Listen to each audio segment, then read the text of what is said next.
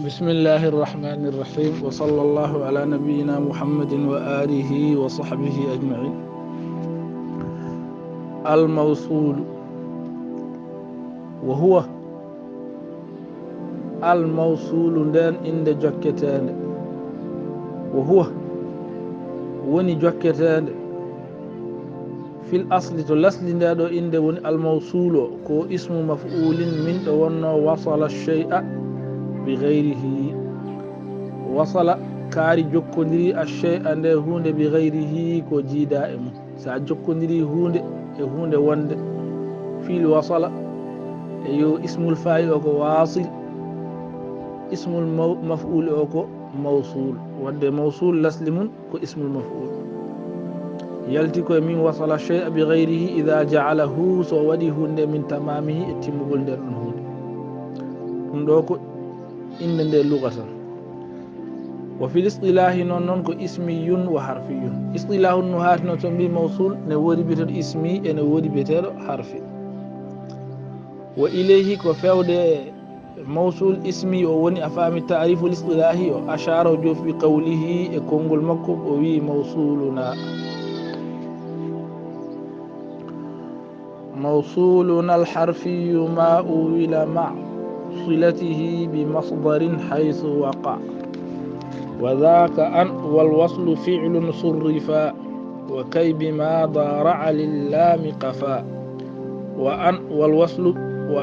والوصل ابتداء وخبر وخبر وما بذي تصرف لا ما أمر ولو كما بتلو مفهم التمن ومن يزد فيه الذي فما وهن. وي موصولنا موصول من الحرفي حرفي ينك أنه ينكو سنكال موصول الحرفي مبيتن كو موصول حرفي ما أولك وتاولي راد مع صلته وندد سلة منفف تاولي راد بمصدر حيث وقع كالت وايند كدي ولم يحتاج إلى آيد حرفنا لآيد ويتم موصول حرفي ko tawlirteɗo masdar amma ko wi ma uwila bi masdarin ma silatihi kanko sila o fof ɗum ene waɗi haala beele harferde hoore mum ne naata e tawlede wallala ko gonowo sababu ko rewata mum ko tawlire masdar tan kanko no wi ko ma uwila ma silatihi wonde sila mum kanko e sila o fof ɓe tawlire bi masdarin te haqiqa noon kanko ala hen ko sila o tan tawlire bi masdar hayso waqa kala ɗo yani وذاك كالمين on mo mbimi afamide wayni o an ko an ay an harfu masdariyin wa nasbin oɗo woni mawsul harfi وذاك an wana wal waslu sila makko kanko an tawri ko mawsul harfi sila makko ko fi'lun surrifa fi'l mutasarrif mutlaqan walla ala fi'l amrin ala ɗum ma haalu وذاك دون بعد نون أندي والوصل سلمك فيل صرف وكاي نون قفا كوجندي دو بما ضارع فامي وكاي من غندا دون سيلدي بما ضارع اللي كاي سيلدي زاكو فيل مضارع انتن هدي نون قفا لله توم هوجندي ونند اللام في اللام ادو ويلي كاي دون كاي ون حرف مستدين وكاي دي افامي دي في نونكو موصول حرفي on holko sildete tusalu bima dara kay non ci forido qafa lillahi ko kay mo ganda ene rewi e laamu ɗum woni kay laamu non ne haale lafzan walla takdiran amma so laamu ala lafzan walla takdiran on saa kay on wana mawsul harfi on ko an nato e makko koddirteɗo on woni mawsul harfi wa anna kadi ko mawsul harfi wal waslu sila anna non ko ibtida'un wa khabaru on sildete ko jumla mubtada e khabar wama ma kadi no won harfu masdariyin on holko sildete ko bi zi tasarrufin fi'l mutasarrif la ma amar ala hen non on jamir fi'l amr non ala hen walaw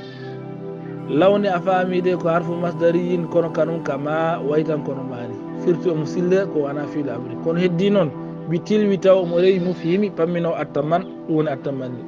law noon wona law kawruɗa fode ko law mo ganduɗa ene rewi e fiil pamminowo tamanni woni mbawa fiili wuddi wadda alladina kafaru law taghfulun faami yawaddu ahadum law yu'ammaru hono ndaari wa man yazid ɓeyduɗo fihi e mawsul harfi alladi waɗi hen alladi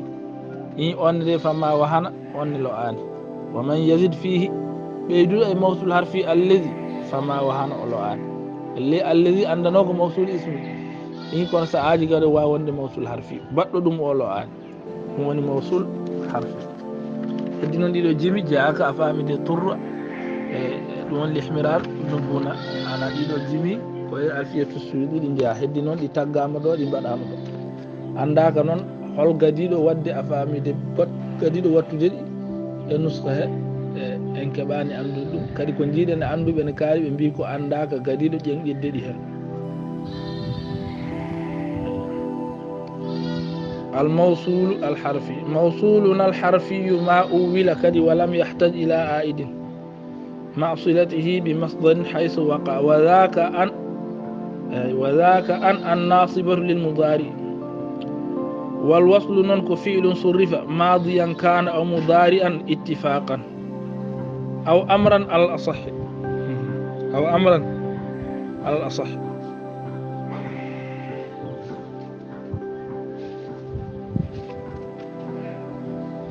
أو أمرا على الأصح حكى سيبويه كتبت إليه بأنقم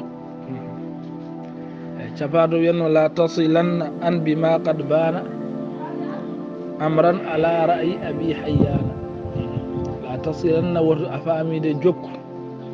أن بما قد بان كفيني أمرا على رأي أبي حيان إذ لم يقع فاعلا أو مفعولا وقوعه بغير ذا موصولا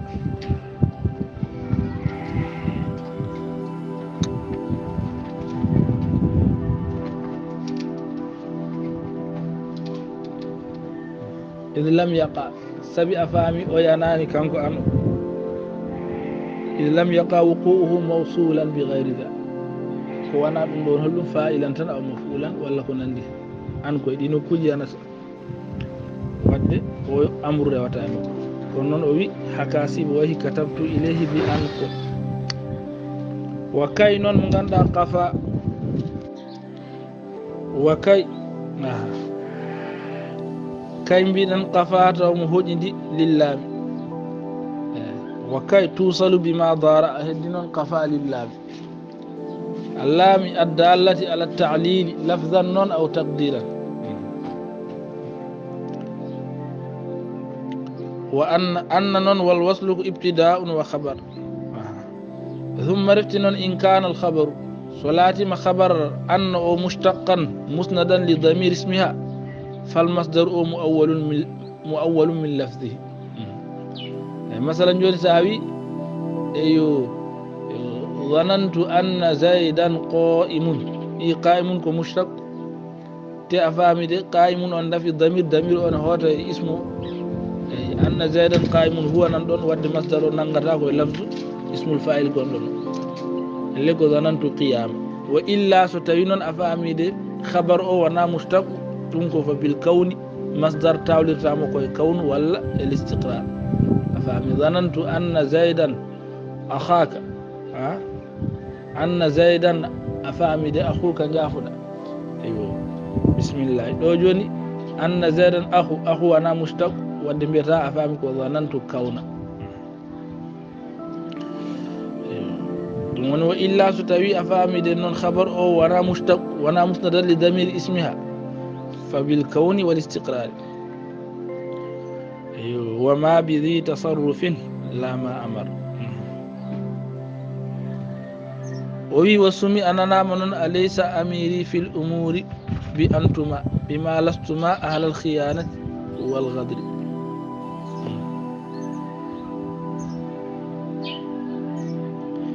أليس أميري في الأمور بأنتما بما لستما أهل الخيانة والغدر وتختص مان الهيرت بنيابتها عن ظرف زمان ما إن وندو كانكو ما أودو أفهم مصدرية ولا ظرفية وتختص بنيابتها عن ظرف زمان موصولة في الغالب بفعل ماضي اللفظ أو ولا ماضي المعنى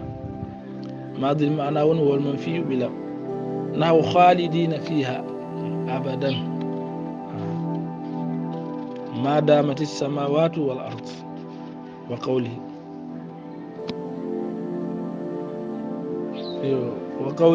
ولن يلبث الجهال أن يتهضموا أخ الهلم ما لم يستعن بجهول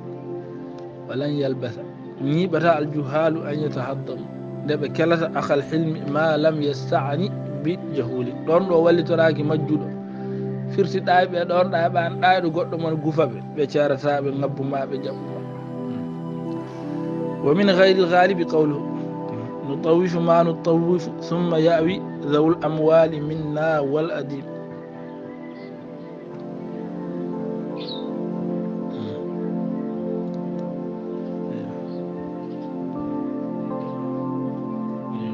nutawifu ma nutawifu ɗo من غير الغالب وليست اسما مفتقرا إلى ضمير كنقوم معه أيوه ما مصدرية وليست اسما مفتقرا إلى ضمير خلافا لأبي الحسن وابن السراج أيوه. ورد بقولي بما لستما وتوصل بجملة اسمية على رأي كقوله أحلامكم لسقام الجهل شافية كما دماؤكم تشفي من الكلب أحلامكم شافية لسقام الجهل كما دماؤكم توصل بأفهام جملة اسمية ولو كما وهي كما في غير النيابة بني لم تارك كما أنظر في الزمان على ويانا وتوصل بتلوي مفهم التمن غالبا انه يود احدهم لو يعمر 1000 سنة ومن غير الغالب قول قتيلة ما كان ضرك لو مننت وربما من الفتى وهو المغيض المحنق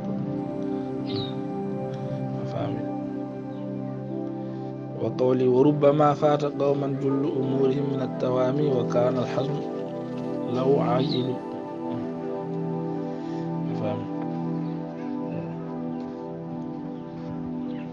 وربما فات قوما كل أمورهم من التواني يعني لأجل التواني وكان الحزم لو عجل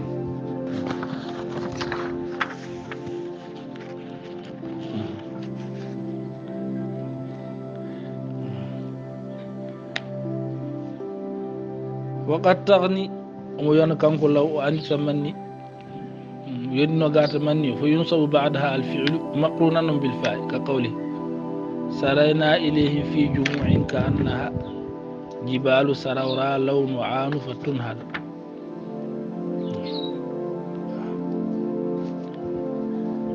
أفهم لون عان فتنهد ولا فتنهد أي دوجون فاء السبية واري تفيل أفهم تمني وارا ومن يزل فيه الذي كالفارس والزجاج فما وهن وجئل منه ذلك الذي يبشر الله عباده ذلك الذي يبشر الله عباده اللي تبشير الله عباده وقوله يا ليت من يمنع المعروف يمنعه حتى يذوق رجال مر ما صنعوا وليت رزق رجال مثل نائلهم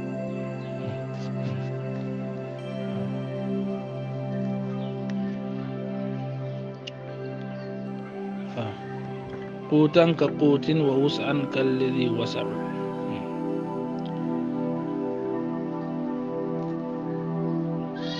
يا ليتها حنين من يمنع المعروف حنين يمنعه حتى يذوق بل ماد رجال مر ما صنع وليت حنين رزق رجال مثل نائلهم قوتا كقوت ووسعا كالذي وسع أيوه محل السادق كالذي بسم الله عنده موصول الحرفي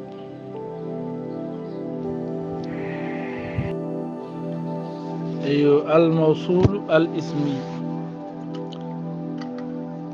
الموصول الاسمي ووضع ليتوصل به وللنام بلا جوكوريمو إلى وصف المعارف فيود صفراد معرفات بالجمل جملات أراني جملة إذا صفة كون كل نكرتني ورنا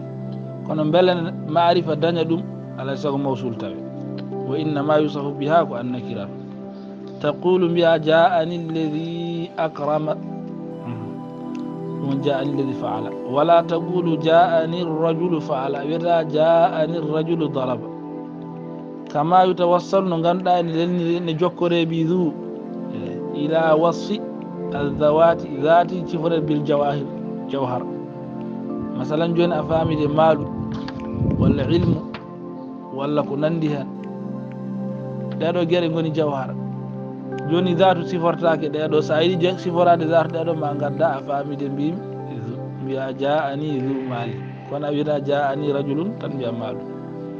وإنما توصف ذات وأن صفره بالمشتقات تقول جاءني رجل ذو مال وإنما توصف ذات صفر بالمشتقات مثال أفامي دي ذات صفر ذو بل جوهر صفر أفامي دي جوكرا ذو دو مثال منكو جاءني رجل ذو مال ولا تقول جاءني رجل مال لفتة نكو وضع ليتوصل به إلى وصف المعارف بالجمل وإنما يوصف بها النكرات تقول جاءني الذي فعل ولا تقول جاءني الرجل فعل كما يتوصل جكرت بذو إلى وصف الذوات بالجواهر وإنما توصف ذوات صفة بالمشتقات مثال دو أفامي دي ذات صفة جوهر تواد جكري ذو دو مثال تقول جاءني رجل ذو مال ولا تقول جاءني رجل مال جرنوي موصول الأسماء الذي الأنثى التي والياء إذا ما ثنيا لا تثبت موصول جكتر الأسماء عند الذي الأنثى دبك التي والياء يانو إذا ما ثنيا لا تثبت ورتبتن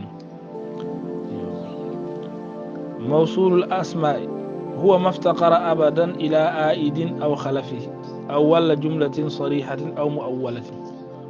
وهو نون موصول الاسم ضربان نص ومشترك نص تقول تنونس فمن النص جاء نص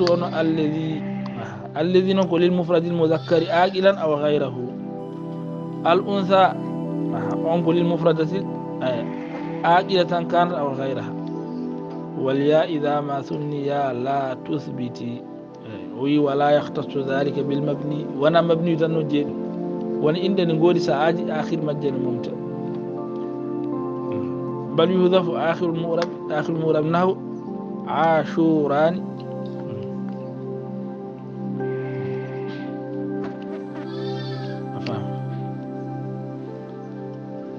وخنفسان في عاشوراء وخنفسان كقول نعم بسم الله ايوه والياء ضم واكثرا مشددا وهذف كالتي او اللذ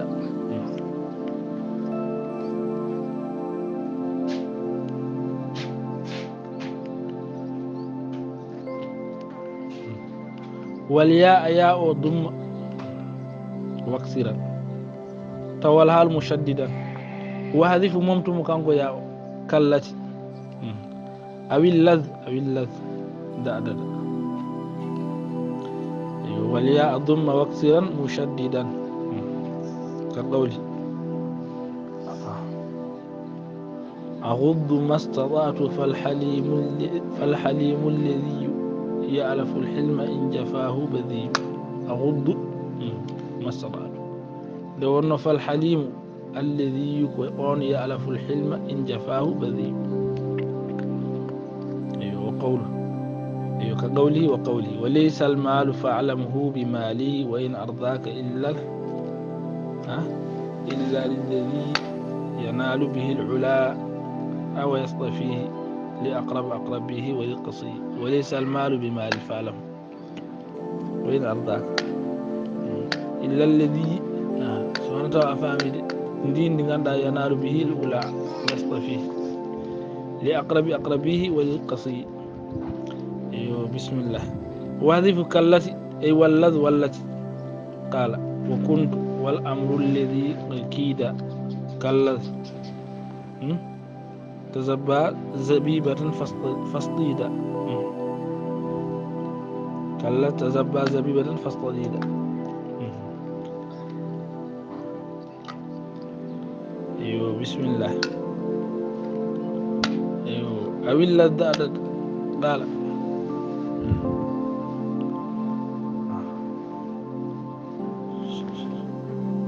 أفهم قال وشغفت بكلة تيمت كيف مثل ما بك ما بها من لوعة وغرام شغفت بكلة وقولي لا تعذل الذي لا ينفك مكتسبا حمدا ولو كان لا يبقي ولا يذر لا تعتذل وارفل الذي لا ينفك مسرا مكتسبا حمدا. وقوله فلم أر بيتا كان أحسن بهجة من الذي به من آل صبة عامر من آل صبة.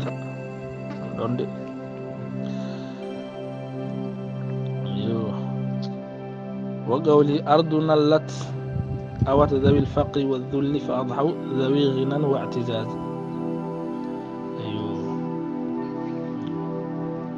والياء إذا ما ثني لا تثبت بل ما تليه أو له العلامة الدالة على التثنية والجمع. وكان القياس في تثنيتهما وتثنية ذا أو تاء أن يقال اللذيان واللتيان كما يقال القاضيان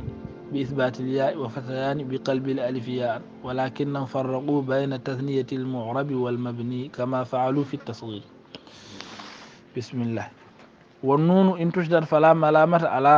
على من شددها. والنون أون من ذين وتين شدد والنون من ذين وتين شدد أيضا.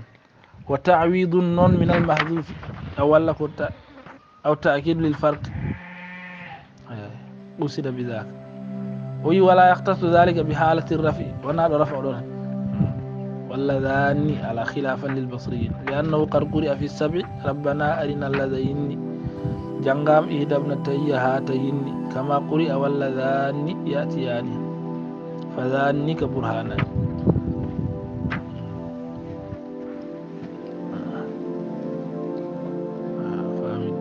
وبل حارث بن الحارث وبل حارث وبل حارث وبعض ربيعة يهذفون نون اللذان واللتان رفعا تقصيرا للموصول لطوله بالصلة كقوله أبني كليب إن عم يلذ قتل الملوك وفكك الأغلال. قولهما اللتان لو ولد التميم لقيل فخر لهم صميم. جمع الذي الأولى على وزن العلا الذين مطلقا ويكتبون بغير واو الأولى للعقلاء كثيرا كقول رأيت بني أم الأولى يخذلونني على لسان الدهر أن يتقلب ولغيرهم قليلا كقول يهيجني للوصل أيامنا الأولى مررنا علينا والزمان وريق. وقد يمد أولئك كقولي أبى الله للشم أولئك أنه سيوف أجاد القين يوما سقالا. ومطلقا وقرفا ونسبا وجرا إن أولي به من يعقل كقوله تعالى إن الذين تدعون. وبعضهم بالواي رفعا كقوله نحن الذين صبه الصباح يوم النخيل غارة ملها مطلقا نوتاو كو عاقل تيجي فادا عاقل غير العاقل فوف. وبعضهم بالواي رفعا لو يجوا فاركو سفانا مكو عاقل وبين شارنا رفع دوم بدلوا. وبعضهم بالواو ورفعا فهو إذا مؤرب لأن شبهه لأن شبه الحرف عارضه الجمع لأن شبهه بالحرف أعرضه الجمع وهو من خصائص الأسماء. واستغني عنه بالذي الذي ساعدني عرب على الذي بأن أريد الجنس لا الإفراد، بأن أريد الجنس لا الإفراد، بأن أريد منه الجنس لا الإفراد. نحو الذي بأن جاء بالصدق وصدق به. واستغني عنه بالذي ويكثر دم إن في غير تخصيص تورجا وانا تخصيص والذي كبان تنتا وانا هيرتيب. وفيه نوت تايب وانا تخصيص يندور كقوله وإن الذين حانت بفلج دماؤهم هم القوم كل القوم يوم خالد بكم مخصصين. وقوله فبت أساقي القوم إخواني الذي غوايتهم غيي ورشدهم أفامي رشدي. وجيء باللائين كالذين وندقوا بالواو رافعين. اللهم صل على سيدنا محمد وآله وصحبه وسلم.